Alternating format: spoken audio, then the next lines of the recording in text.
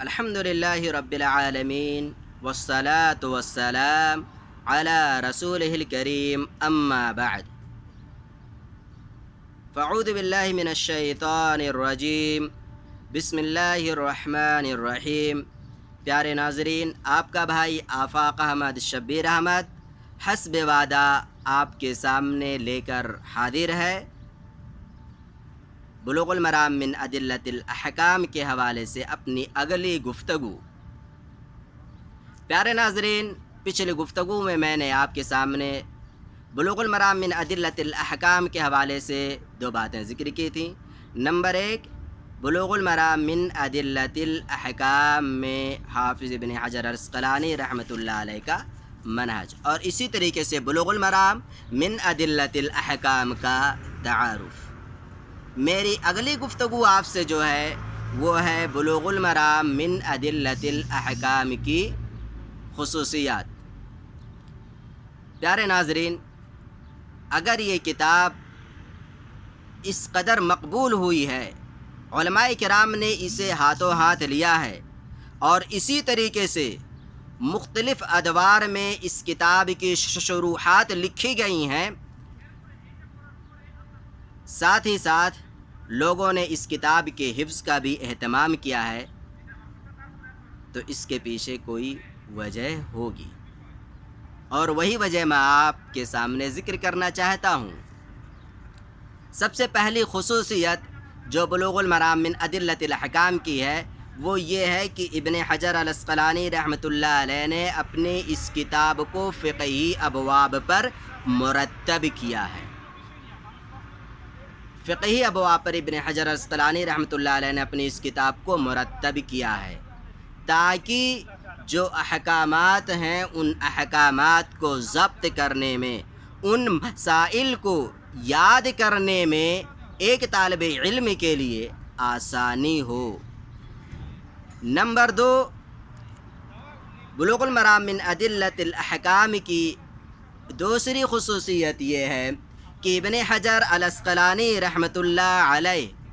پوری حدیث نہ ذکر کر کے بلکہ مسئلے سے متعلق حدیث کا جو ٹکڑا ہوتا ہے، مسئلے سے متعلق حدیث کا جو ٹکڑا ہوتا ہے، صرف اسی ٹکڑے کو ابن حجر العسقلانی رحمۃ اللہ علیہ ذکر کرتے ہیں۔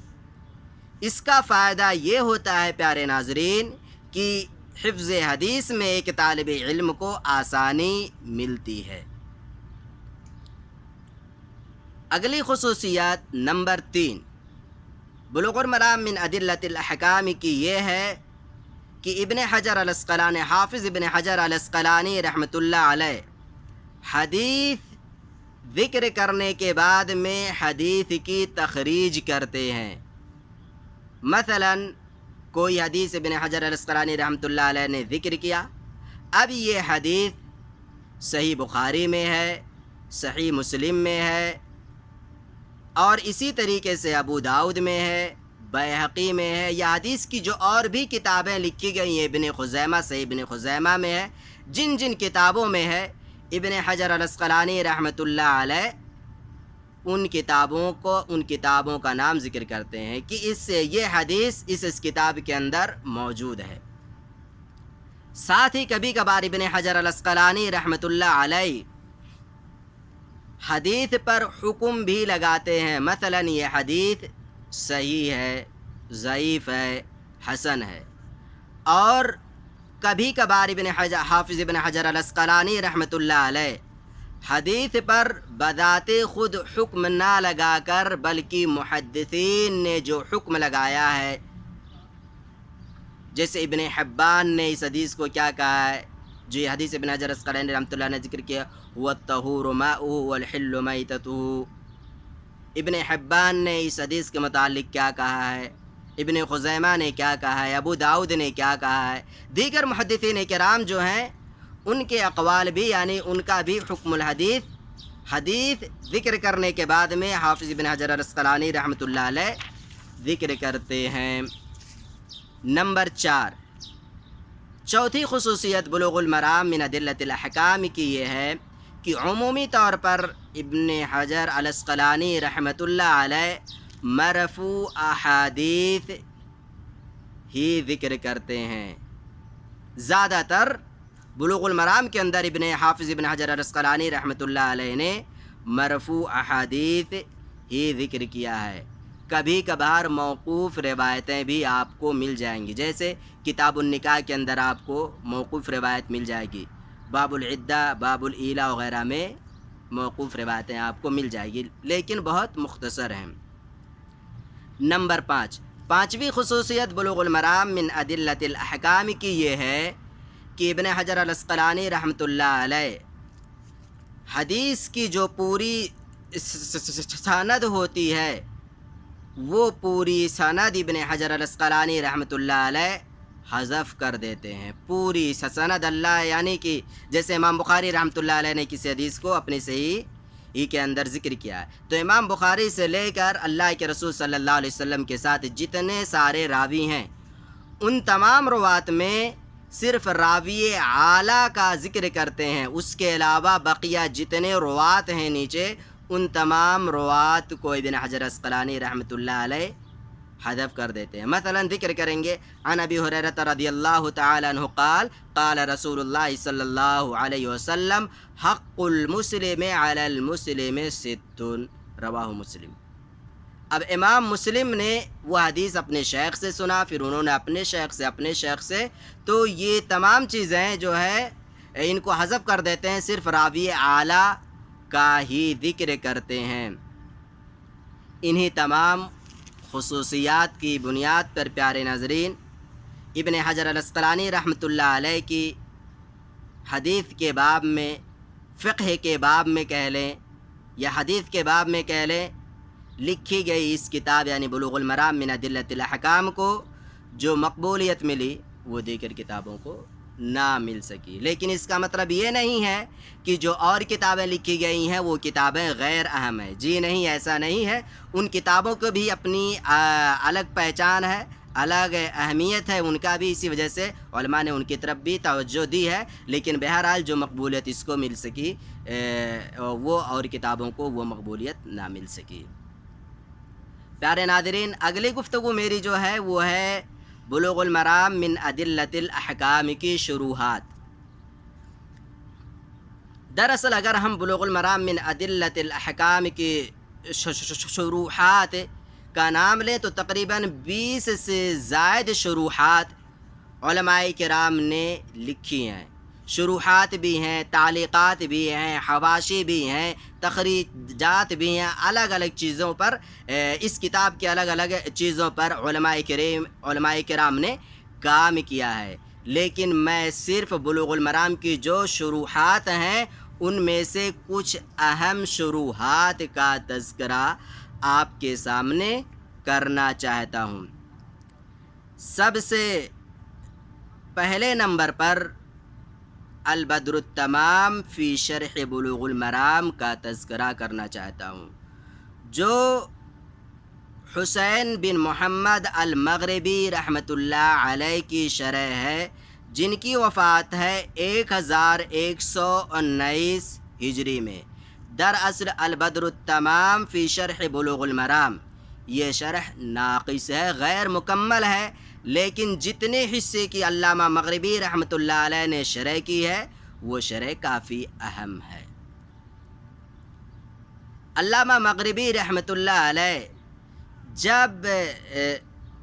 علامہ مغربی رحمۃ اللہ علیہ نے اپنی اس شرح کے اندر حدیث کی تخریج کے لیے جس کتاب سے سب سے زیادہ استفادہ کیا ہے، جس کتاب کو سامنے رکھ کر علامہ مغربی رحمۃ اللہ علیہ نے بلوغ المرام کی شرح کے وقت حدیث کی تخریج کی ہے، وہ خود حافظ ابن حجر العسقلانی رحمۃ اللہ علیہ کی کتاب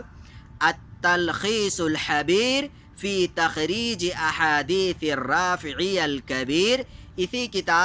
کتاب کو سامنے رکھ کر علامہ مغربی رحمۃ اللہ علیہ نے بلوغ المرام میں جو حدیث تھے ان کی تخریج کی ہے. اسی طریقے سے علامہ مغربی رحمۃ اللہ علیہ نے بلوغ المرام میں جو احادیث ہیں ان حدیثوں کی شرح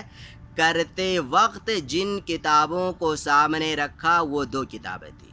نمبر 1 الجامع الصحیح، امام بخاری کی کتاب صحیح بخاری کی جو شرح ابن حجر عسقلانی رحمۃ اللہ علیہ نے فتح الباری کے نام سے لکھی تھی. فتح الباری کے نام سے جو شرح ابن حجر عسقلانی رحمۃ اللہ علیہ نے لکھی تھی، اس شرح کو علامہ مغربی رحمۃ اللہ علیہ نے اپنے سامنے رکھا. اور اسی طریقے سے امام نووی رحمۃ اللہ علیہ نے صحیح مسلم کی جو شرح لکھی ہے اسے اپنے سامنے رکھا. انہی دونوں کتابوں کو سامنے رکھ کر علامہ مغربی رحمۃ اللہ علیہ نے حدیث کی شرح کی ہے. اسی طریقے سے علامہ مغربی رحمۃ اللہ علیہ فقہا کے اقوال بھی البدر التمام فی شرح بلوغ المرام کے اندر ذکر کرتے ہیں. سوال یہ ہے کہ فقہا کے اقوال علامہ مغربی رحمۃ اللہ علیہ جن کی وفات 1119 ہجری ہے، فقہا کے اقوال وہ کہاں سے ذکر کرتے ہیں؟ دراصل فقہا کے اقوال کے انہوں نے دو کتابوں کو سامنے رکھا. نمبر 1 بدایت المجتہد و نہایت المقتصد. بدایت المجتہد و نہایت المقتصد ابن رشد الحفید رحمۃ اللہ علیہ کی ہے، جن کی وفات 595 ہجری ہے. بدایت المجتہد کو انہوں نے اپنے سامنے رکھا. نمبر 2 البحر الذخار الجامع لمذاہب علماء الامصار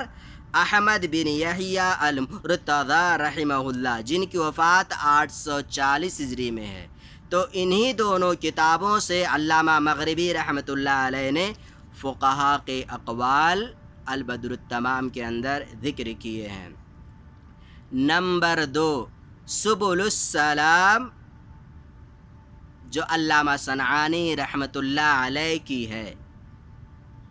بلوغ المرام کی اہم ترین شروحات میں سے سبل السلام بھی ہے، جو علامہ محمد بن اسماعیل الامیر الصنعانی رحمۃ اللہ علیہ کی ہے، جن کی وفات ہے 1182 ہجری.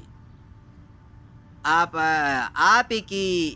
یہ شرح سبل السلام در اصل البدر التمام کا اختصار ہے. البدر التمام کا یہ اختصار ہے، لیکن علامہ صنعانی رحمۃ اللہ علیہ نے اختصار کے ساتھ ساتھ سبل السلام کے اندر کچھ چیزوں کا اضافہ بھی کیا ہے. مفید چیزیں جو تھیں، کچھ اہم مفید چیزوں کا انہوں نے اضافہ بھی کیا ہے، اور کچھ چیزیں جو تھیں البدر التمام کے اندر غیر مناسب کہہ لیں، انہیں علامہ صنعانی رحمۃ اللہ علیہ نے حذف کر دیا ہے. ساتھ ہی ساتھ علامہ صنعانی رحمۃ اللہ علیہ فقہی اختلافات بھی ذکر کرتے ہیں، لیکن فقہی اختلافات ذکر کرنے کے بعد حدیث کی روشنی میں جو مسئلہ راجح ہوتا ہے، راجح مسئلے کا بھی ذکر کرتے ہیں ادلہ کی روشنی میں. اسی وجہ سے البدر التمام کے مقابلے میں علامہ صنعانی رحمۃ اللہ علیہ کی یہ شرح سبل السلام جس قدر مقبول ہوئی، لوگوں کے درمیان عام ہوئی، اس قدر مقبول البدر التمام نہ ہو سکی. نمبر 3 نعمت العلام فی اختصار سبل السلام احمد صبیر الادریسی رحمۃ اللہ علیہ. دراصل نعمت العلام یہ سبل السلام کا اختصار ہے. نمبر 4 منحت العلام فی شرح بلوغ المرام للشیخ عبداللہ بن صالح الفوزان حفظہ اللہ. اسی طریقے سے توضیح الاحکام للشیخ عبداللہ البسام رحمہ اللہ، جن کی وفات ہے 1423 ہجری. اسی طریقے سے بلوغ المرام کی اگلی شرح ہے علامہ ابن عثیمین فقیہ زماں اپنے وقت کے بہت بڑے فقیہ جو مانے جاتے تھے، علامہ ابن عثیمین رحمۃ اللہ علیہ کی فتح ذی الجلال والاکرام، جن کی وفات ہے 1421 ہجری، اور اسی طریقے سے اگلی شرح ہے اتحاف الکرام، اتحاف الکرام تعلیق علی بلوغ المرام للشیخ صفی الرحمن مبارک پوری رحمۃ اللہ علیہ کی۔ صفی الرحمن مبارک پوری رحمۃ اللہ علیہ کی دراصل یہ بلوغ المرام پر ایک طرح سے تعلیق ہے جو عربی میں بھی ہے اور اردو زبان میں بھی اس کا ترجمہ ہو چکا ہے۔ بلوغ المرام کی شروحات میں اردو زبان میں ایک اور شرح عمومی طور پر لوگوں کے درمیان رائج ہے اور وہ ہے فقہ الاسلام حافظ عمران ایوب لاہوری حفظہ اللہ کی، جو پاکستان کے ہیں، اردو زبان میں ان کی بھی بلوغ المرام کی شرح موجود ہے، جس کے اندر وہ سب سے پہلے حدیث ذکر کرتے ہیں، حدیث کے بعد حدیث کی تخریج ذکر کرتے ہیں، علامہ البانی رحمۃ اللہ علیہ کا حکم ذکر کرتے ہیں، اور پھر راوی جو ہیں، راوی کا مختصر تعارف ذکر کرتے ہیں، حدیث کے اندر جو مشکل الفاظ ہیں ان کی لغوی اعتبار سے وضاحت بھی کرتے ہیں، اور پھر حدیث سے جو احکامات ملتے ہیں، جو حدیث فوائد الحدیث اخیر میں ابن حافظ عمران ایوب لاہوری حفظہ اللہ ذکر کرتے ہیں۔ اسی طریقے سے اگلی بات کے بعد میں اپنی بات ختم کرتا ہوں بلوغ المرام کے حوالے سے، اور وہ ہے بلوغ المرام من ادلۃ الاحکام میں احادیث کی تعداد۔ دراصل علامہ عبداللہ بن صالح الفوزان رحمۃ اللہ علیہ نے منحۃ العلام کے اندر ذکر کیا ہے کہ بلوغ المرام میں مجموعی طور پر جو احادیث کی تعداد ہے وہ ہے 1568 1568 بلوغ المرام میں احادیث کی تعداد ہے۔ پیارے ناظرین، یہ تمام باتیں جو میں نے آپ کے سامنے ذکر کی ہیں، بیان کی ہیں، وہ میں نے انہی تمام کتابوں سے اخذ کیا ہے، شیخ عبداللہ بن صالح الفوزان رحمۃ اللہ علیہ کی کتاب منحۃ العلام سے، اور اسی طریقے سے علامہ صنعانی رحمۃ اللہ علیہ کی کتاب سبل السلام سے، یہ جو تمام شروحات ہیں انہی تمام کو پڑھا، اور پھر انہی میں سے جو چیزیں مجھے اہم لگیں انہیں میں نے آپ کے سامنے پیش کر دیا، نوٹ کی شکل جو میں نے تیار کر رکھی تھی، انہی تمام کو ایک جائزہ کیا، اکٹھا کیا، اور اس کے بعد آپ کے سامنے میں نے آپ کے سامنے وہ تمام باتیں اختصار کے ساتھ پیش کر دیں۔ پیارے ناظرین، انشاءاللہ اگلی بار جب میری آپ سے ملاقات ہوگی تو بلوغ المرام کی سب سے پہلی حدیث کے ساتھ، بلوغ المرام میں جو کتاب الجامع ہے، کتاب الجامع کی سب سے پہلی حدیث کے ساتھ آپ ناظرین سے ملاقات ہوگی۔ مجھے اجازت دیں، اللہ رب العالمین سے دعا ہے الہ العالمین تو مجھے حق بات کہنے کی توفیق دے، آمین، اور اسی طریقے سے حدیث رسول صلی اللہ علیہ وسلم پر عمل کرنے کی توفیق دے، آمین، اور ہم تمام لوگوں پر جو بھی پریشانی آفت آئی ہوئی ہے یا آنے والی ہے، ان تمام آفتوں کو الہ العالمین تو ہم سے ہٹا دے۔ وما علینا الا البلاغ، والسلام علیکم ورحمۃ اللہ وبرکاتہ۔